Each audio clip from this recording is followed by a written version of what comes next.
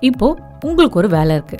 முதல் வேலை, பல வகையான பொருட்களை பயன்படுத்தி வித்தியாசமான இங்க காட்டியிருக்கிற மாதிரி எத்தனை வகையான புல்லாங்குழலை உங்களால உருவாக்க முடியும்? உங்க பதில வீடியோ மூலமா சொல்லுங்க. வீடியோவை உருவாக்குங்க.